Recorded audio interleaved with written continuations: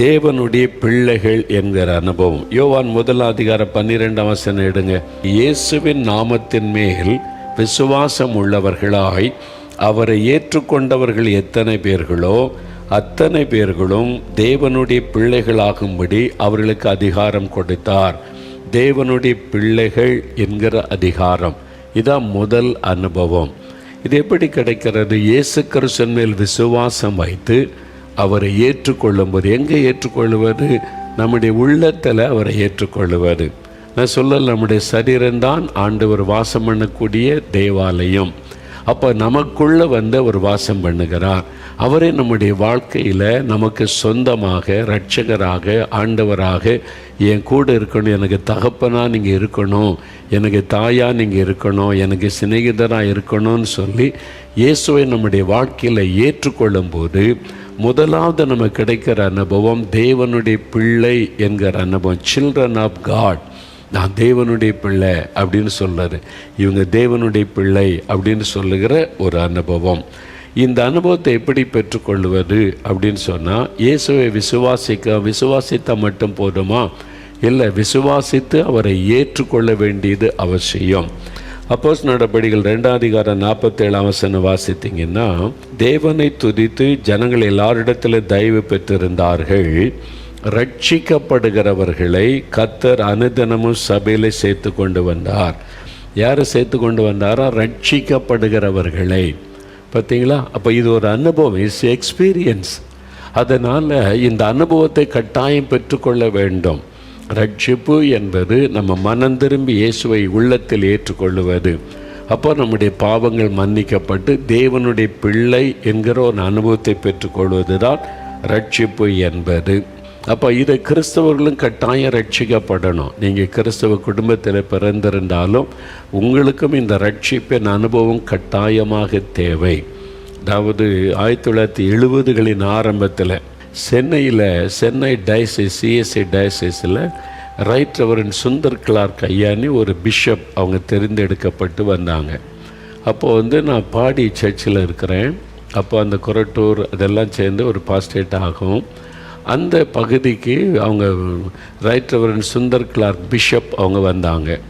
எனக்கு நல்ல ஞாபகம் இருக்குது. பிஷப் வந்திருக்கிறாங்கன்னு எல்லோரும் அந்த சபைக்கு எல்லோரும் அந்த பகுதியில் இருக்கிற சிஎஸ்ஐ சார்ந்த மக்கள் எல்லாம் வந்திருந்தாங்க. அதில் அவங்க பண்ணின முதல் பிரசங்கம், அவங்கள முதல்ல நான் பார்த்தது இன்றைக்கி எனக்கு மறக்கலை. காரணம், அவங்க பேசின அந்த காரியம் என்ன தெரியுமா?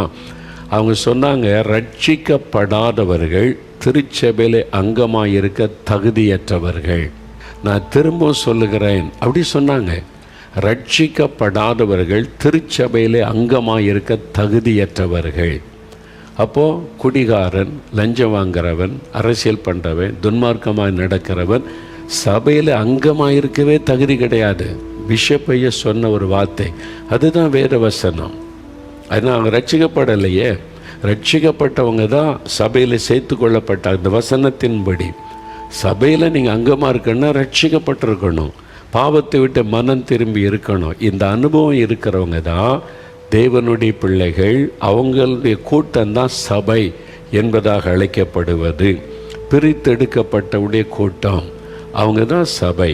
அப்போ ரட்சிக்கப்பட்டவர்கள் தான் ஆதி திருச்சபையில். நான் எல்லாருமே சொல்லுவேன், நான் ரட்சிக்கப்பட்டிருக்கிறேன், ஆண்டவர் கிருபையாக நான் ரட்சித்திருக்கிறான்னு எல்லாரும் சொல்லுவாங்க. உங்களால் சொல்ல முடியுமா? சிலரோட அதெல்லாம் சொல்லணுமாக்கும்? அதெல்லாம் சொல்ல வேண்டிய அவசியம்லாம் கிடையாது. இருந்தால் தானே சொல்லுவீங்க. சட்டியில் இருந்தால் தான் அகப்பையில் வரும். இந்த அனுபவம் கட்டாயம். நீங்கள் இன்றைக்கி விதண்டாவாதம் பேசலாம், நாளைக்கு இயேசு வரும்போது கைவிடப்பட்டவங்கள நின்று போயிடுவீங்க. அறிந்து கொள்ளுங்க. அதனால இந்த அனுபவம் கட்டாயம் அவசியம். இந்த அனுபவத்தை நீங்கள் பெற்றுக்கணும். ஏன் சொல்கிறேன்னா, எபிரேயர் 2:4 எடுங்க. இவ்வளவு பெரிதான ரட்சிப்பை குறித்து நாம் கவலையற்றிருந்தால் தண்டனைக்கு எப்படி தப்பித்து கொள்ளுவோம்? இவ்வளவு பெரிதான ரட்சிப்பு. இந்த ரட்சிப்பு என்கிற அனுபவம், பாவ மன்னிப்பை பெற்றுக்கொண்டேன், தேவனுடைய பிள்ளையாய் நான் மாறிவிட்டேன், இப்பொழுது இயேசு என்னோடு இருக்கிறார் என்கிற ஒரு அனுபவம். இந்த ரட்சிப்பை குறித்து நீங்கள் கவலையற்றிருந்தால் தண்டனைக்கு தப்ப முடியாதுன்னு சொல்லப்படுகிறது. அதனால் நீங்கள் சர்ச்சில் மெம்பராக இருக்கலாம், ஆனால் பரலோகத்தில் உள்ள தேவனுடைய அந்த சபையில் தேவனுடைய குடும்பத்தில் நீங்கள் ஐக்கியமாக இருக்கிறீங்களா? ரட்சிக்கப்படும் போது தான் பரலோக குடும்பத்தோடு நீங்கள் இணைக்கப்படுகிறீர்கள்.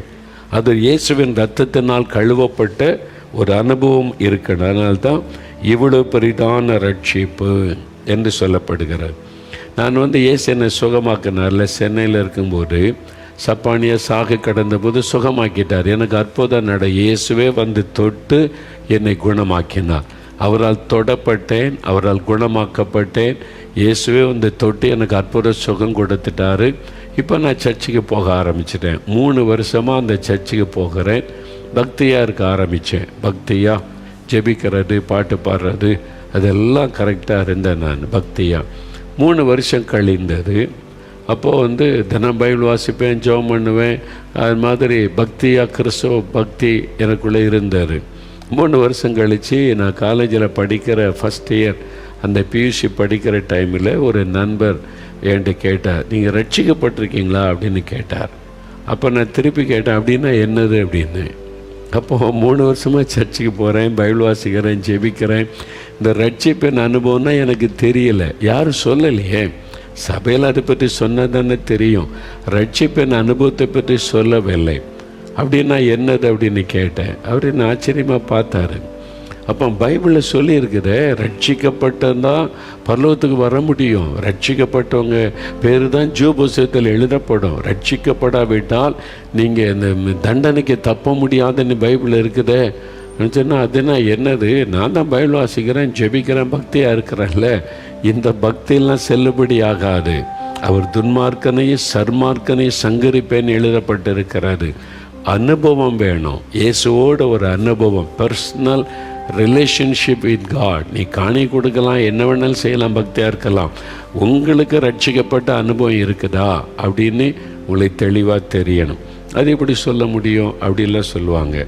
இப்போ திருமணமான ஒருத்தரை பார்த்து உங்களுக்கு கல்யாணம் ஆகிட்டா அப்படின்னு கேட்டால் என்ன சொல்லுவாங்க? யோசிப்பார், அது எப்படி சொல்கிறது, கல்யாணம் ஆகிட்டா இல்லையான்னு தெரியலையே அப்படின்னா என்ன நினைப்பீங்க? கல்யாணம் ஆனால் அவருக்கு தெரியும்ல, ஆமாம் கல்யாணம் ஆகிட்டு எனக்கு மனைவி இருக்காங்க, எங்களுக்கு இந்த தேதியில் இந்த சர்ச்சில் வச்சு கல்யாணம் சொல்லுவாங்கல்ல, அந்த அனுபவம் இருக்குது. அதுதான் இயேசுவோட எனக்கு அனுபவம். அவர் மணவாளன், நான் மணவாட்டி. இயேசுவோட எனக்கு நிச்சயமாயிட்டு, அவருடைய ரத்தம் என்னை கழுவிட்டு, நான் அவருடைய பிள்ளை, அவருடைய மணவாட்டியாக நான் இருக்கிறேன், வருகைக்காக ஆயத்தப்படுகிறேன். இந்த அனுபவங்களுக்கு இருக்குதா? அப்படி இல்லாட்டா ரொம்ப டேஞ்சர். யோசிங்க, நீங்கள் இந்த ரட்சிப்பை குறித்த கவலையிட்டு இருந்தால் தண்டனைக்கு தப்ப முடியாது.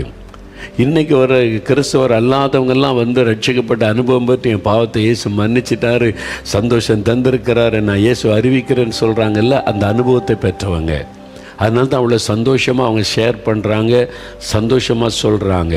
உங்களுக்கு இருக்குதான்னு யோசித்து பாருங்கள். அப்போது கிறிஸ்துவ வாழ்க்கையில் முதல் அனுபவம் ரட்சிக்கப்பட்ட அனுபவம். எனக்கு பதில் சொல்லத்தில் ரட்சிப்புன்னு தெரியல. அதுக்கப்புறம் ஸ்டூடெண்ட்ஸுக்காக ஒரு ப்ரேயர் வச்சுருந்தாங்க.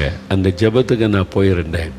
சில வாலிபர்கள் சாட்சி சொன்னாங்க, ஆண்டவர் என் பாவத்தை உணர்த்தினார், என் பாவத்தை விட்டு நான் மனம் திரும்பி அறிக்கை செய்து ஜெபம் பண்ணினேன், ரட்சிப்பின் நிச்சயத்தை ஆண்டவர் எனக்கு தந்தார், அதெல்லாம் சொன்னாங்க. சொன்னபோது எனக்கு ரொம்ப ஆச்சரியம், இப்படிலாம் ஒரு அனுபவம் இருக்குதா? ஐயோ, இதெல்லாம் யாருமே எனக்கு சொல்லித் தரலையே.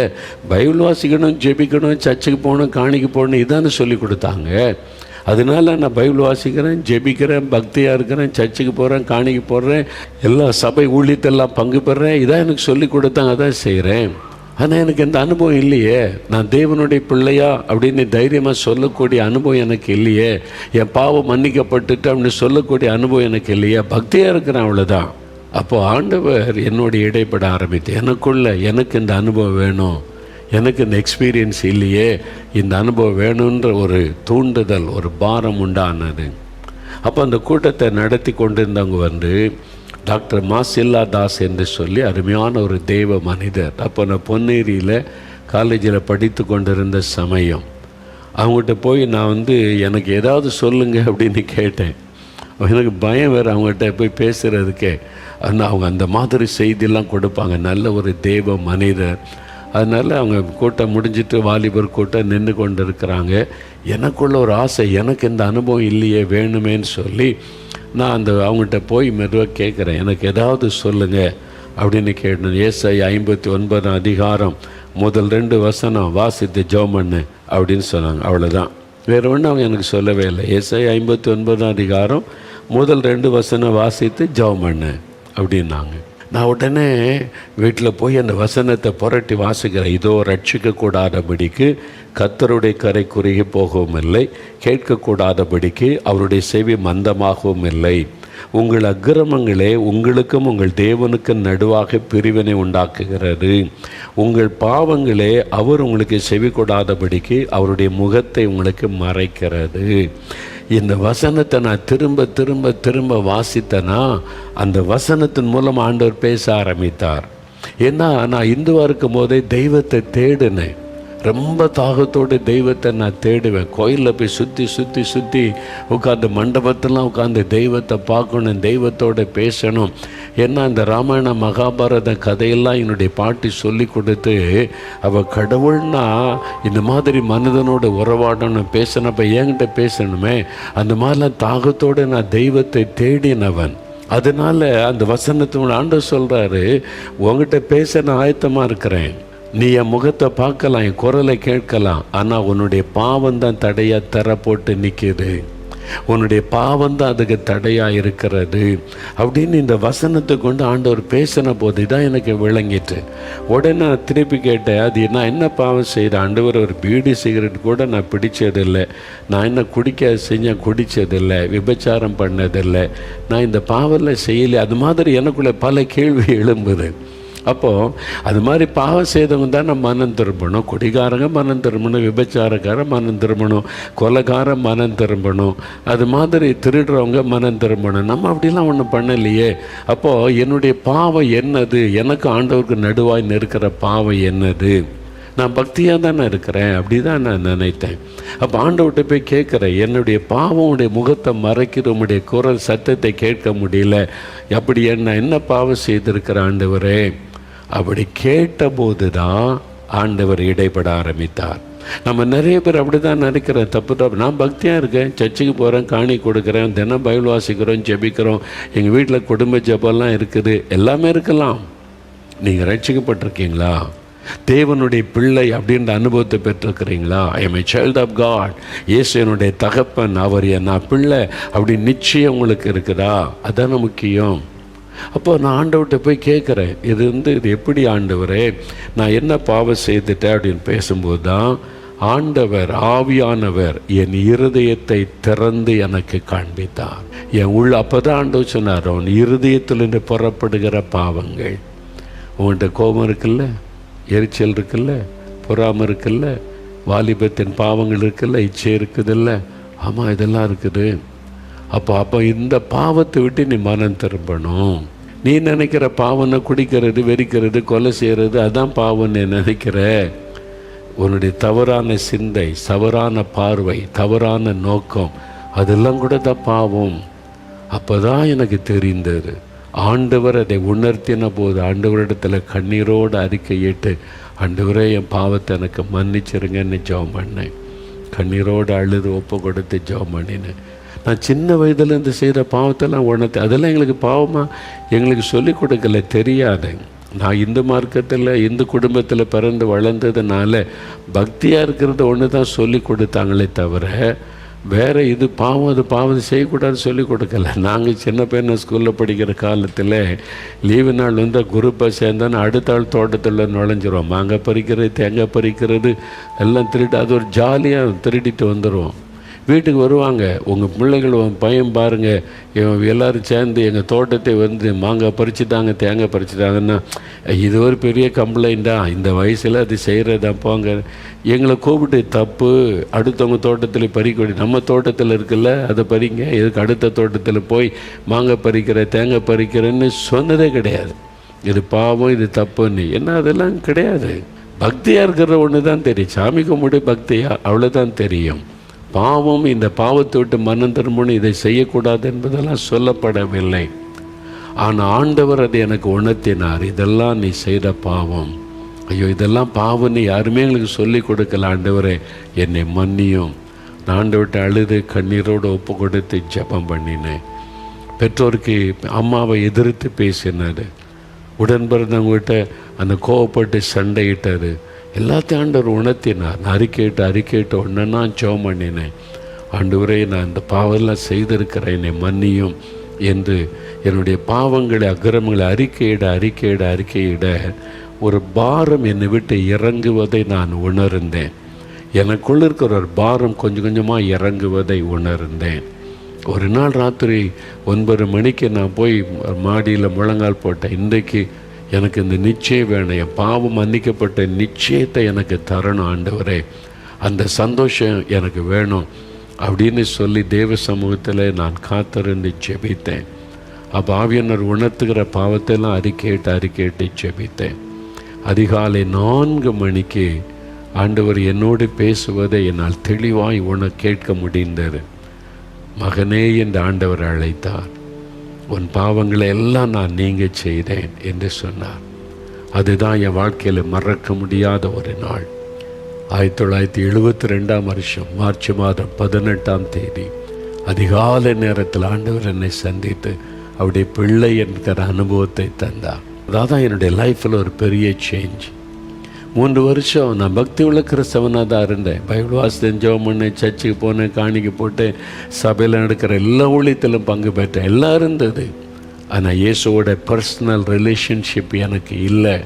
அன்றைக்கு என்னை ஒப்பு கொடுத்து ஜெபித்து ஆண்டவர் என்னோடு இடைப்பட்ட போது அவர் என்னுடைய பாவத்தின் பாரம் எல்லாம் போய்விட்டது. இயேசு வந்து எனக்குள் வாசம் பண்ணி கொண்டிருக்கிறதை உணர முடிந்தது. அது எவ்வளோ பெரிய சந்தோஷம் தெரியுமா, எவ்வளோ பெரிய மகிழ்ச்சி தெரியுமா. உள்ளத்தில் அந்த மகிழ்ச்சி பொங்குகிறது. அந்த அதிகாலை நேரத்தில் சந்தோஷமாக அவரை துதித்து பாடி மகிழ்ந்தேன். அதுக்கு முன்னாலே பாட்டு பாடியிருக்கேன். உதட்டிலிருந்து தான் அந்த பாட்டு. உள்ளத்தின் சந்தோஷத்தின் பொங்கி பாடினது இல்லை.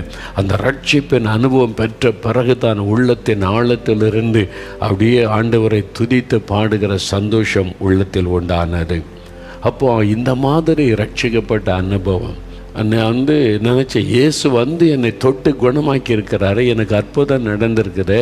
அப்போ பரலோகத்தில் எனக்கு இடம் இருக்குல்ல. ஆண்டவர் சொன்னார், சுகம் பெறுறதுனால பரலோகத்துக்கு வர முடியாது. நான் தான் உன்னை தொட்டேன், நான் தான் உன்னை குணமாக்கினேன், அதனால் பரலோகத்துக்கு வர முடியாது. நீ மனம் திரும்பி ரட்சிக்கப்படணும், அந்த அனுபவத்தை பெற்றுக்கொள்ளணும். இந்த ஆண்டவர் என்னோடு பேசினார்.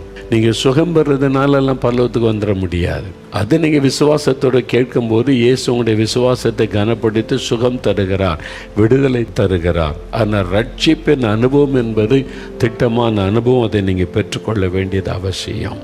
சரியா? இப்போ நம்ம ஒரு நிமிடம் கண்களை மூடி செபிக்கலாம். ஆண்டவரே, இந்த அனுபவத்தை பெறாமல் இருந்தால் எனக்கு இந்த அனுபவம் வேணும். தேவனுடைய பிள்ளை என்கிற அனுபவம், ரட்சிப்பின் அனுபவம், இதை குறித்து தெளிவாக என்கிட்ட பேசின்னு கேளுங்க. கரம் வைத்துங்க. தகப்பனே, இன்றைக்கு தெளிவாக அநேகரோடு பேசி கொண்டிருக்கிறீர். இந்த ரட்சிப்பின் அனுபவத்தை பெற்றுக்கொள்ளாத இந்த மகன் இந்த மகளோடு தொடர்ந்து இடைபடும். கட்டாயம் இந்த ரட்சிப்பை பெற்றுக்கொள்கிற அனுபவத்தில் ஆவியானவர் வழி நடத்தி அருளும். தொடர்ந்து அவளோடு பேசும். ரட்சிக்கப்பட்டவர்கள் இந்த அனுபவத்தில் உறுதியாய் நிற்க கிருபை கொடுத்து வழி நடத்தும். உமக்கே மகிமை செலுத்துகிறோம். இயேசுவின் நாமத்தில் ஜெபிக்கிறோம் பிதாவே. ஆமேன், ஆமேன்.